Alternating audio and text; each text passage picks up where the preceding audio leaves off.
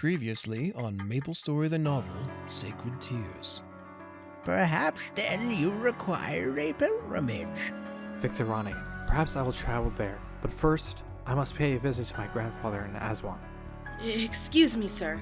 My lady, Grandmaster Hilda, asks for a word with you. But what would Hilda want with a lowly cleric such as myself?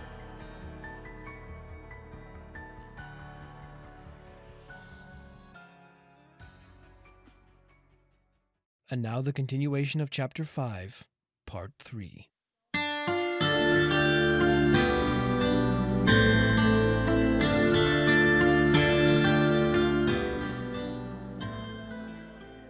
That is something that I don't know. I am sure my lady is eager to meet you, so if you would follow me, please. She asked, holding out her hand. Dane was unsure of what this would reveal, but there was only so much he could do to resist someone of high standing. He was, as he put it, after all, a lowly cleric. The attendant led him through the city towards one of the buildings that closely resembled a palace made of earth-toned stone. With each hall they passed, Dane noted that all the guards' eyes seemed distant and clouded. Additionally, a musty stench hung in the air, mostly masked by the heavy scent of dust. Upon entering a grand room, Dane instantly felt a change. Darkness was thick in here. It was almost overwhelming. Thank you for coming, Master White Mage. Your name has spread quite a long way, and I feel very honored to be meeting you face to face. Hilda said, half sitting on the fine desk on the far end of the room, crossing her legs with a sensuous positioning. It is flattering to be known so widely, but as I told your attendant, I am but a lowly cleric. Dane repeated, holding his arms wide in a bow. Hilda chuckled under her breath and picked up her weight, holding out her hand as her staff floated to it. Now, there's no need to be so modest. There are stories of you bringing someone back to full health from the brink of death. Hilda cooed as she circled Dane, admiring his physique and long, snow-white hair. The hip-high splits of her skirt made her legs appear longer than they were, a distracting sight for Dane. Despite the shamaness's title, her clothes were far more revealing than her attendants, almost erotic. From what he remembered of the shamans of the past, they all wore somewhat modest garments. I'm sure that, with some study, such an ability could be powerful enough to overcome death itself, even prevent it altogether. Dane narrowed his eyes. Are you speaking of immortality? Hilda smiled and tapped his nose with a slender finger. Precisely. Dane's face remained hard as he locked eyes with hers. Such dreams are not meant to be. I have seen what such thoughts bring. It cost me and many others from Margata dearly. What you speak of is simply not possible. Oh, but it is. She teased, walking back to her desk and pulling from it a bottle containing a swirling pink liquid. With this, I have gained my youth and beauty for as long as I am alive. While this potion revitalizes my youth, thus extending my life by a substantial amount, the fact remains that I will die one day. With your power, I'm sure that both you and I could find a way. Hilda prodded, setting the bottle down softly on the desk. Intrigued, Dane walked to the desk and picked up the bottle, turning it this way and that, watching the liquid inside swirl. What did you distill this from? Dane demanded, looking up at her from under his brow. Hilda smirked and walked behind him, leveling her red lips to his ear. This is the extracted youth and life force of everyone in Azwan, she whispered. Dane's eyes widened as he set the bottle down. Turning around, he watched the guards at the door fade to nothing but bones. You use the people of the city to gain such a fleeting thing such as youth and beauty? Dane growled, his hand tensing hard. Why not? The only thing I ever received from them was heartbreak when they condemned me for killing the king. That was a lie, of course. But since the king's affections were constantly on me, I was the automatic choice for the murderer. So why not use them? Because those you use are more than likely innocent. Hilda's smile faded as she slammed her staff hard on the ground.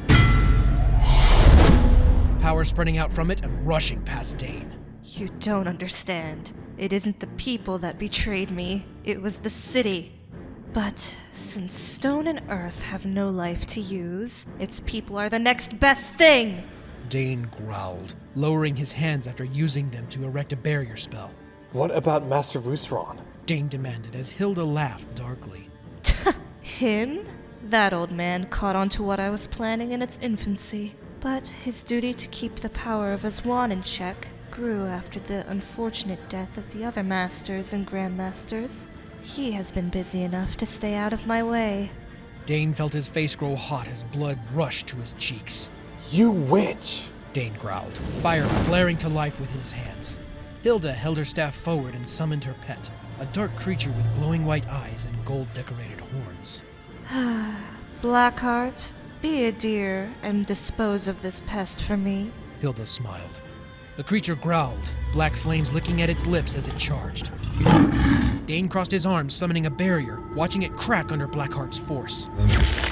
Dane ready to retaliate, but Blackheart forced his way through what remained of the barrier. Dane's arm burned as a backlash of magic surged through it, only to be trampled to the ground and pinned.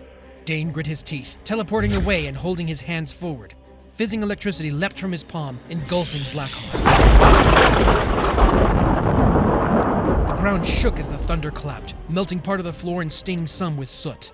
Dane stared at his hands in awe for a moment. His lightning charge had never been that strong. Not even his masters came close to casting a spell like that. His gawking blinded him to Blackheart, charging him once again from the air as he sprouted wings. Blackheart pinned Dane to the ground, flames building in the back of his throat. Dane teleported away, having to cross his arms when a flood of flames surrounded him. Again, Dane tried to counter, but stopped when he realized that the spell might be overpowered. He didn't want to needlessly injure people with power beyond his control. Blackheart snarled, charging through the smoke that lingered, swiping at him with his long claws. Dane ducked, but was met with Blackheart's second foreleg and sent bouncing across the floor, slamming into the railing overlooking the city. Hilda held up her hand, halting Blackheart just before unleashing a billow of black and purple flames. Do you understand now, White Mage? If you could find how to make us immortal, our power would be unstoppable. Hilda smiled. Dane struggled to his feet and looked out over the city. Everyone that had been there a few moments before was nothing but well-dressed skeletons. A blast of flames billowed from Dane's head before Blackheart pinned him. He tried to teleport away, but something was preventing him from doing so. I told you, such a thing is impossible. Even if it were, someone like you wouldn't be worthy of it. Dane growled, struggling to pull free. Hilda walked over to him, crouching down while supporting her chin with her palm. Then there is no need for you. As famous as you are, if you won't give me what I want, then I'll find someone who will. She chuckled. Dane locked gazes with her, recognizing one of the ways darkness manifested in people's hearts. Hilda's had become the worst, a festering well of pain. Dane thought that there might be some way of helping people like this, bring them back from the darkness swallowing them by exposing them to enough light. But after seeing up close what such darkness looked like, he guessed such healing would be impossible. Blackheart, you may dispose of him as you please. Blackheart breathed in deeply, violet flames gathering on his tongue, lapping at his lips. Dane struggled to get free, trying to pull his arms from under the creature's weight. As the flame's light brightened, his struggle became more desperate. Teleporting rifts would collapse as soon as he tried to use it, and his spells wouldn't form. His mind was too afraid to concentrate. Just as the light was at its brightest, something caught his eye kneeling next to him. It was only for a moment, but the light revealed a silhouette of a woman reaching down for him. Menodora? When the light engulfed him, hot flames licked at his face. On instinct, he screamed until he felt himself drop onto the warm sand not far from Ariant.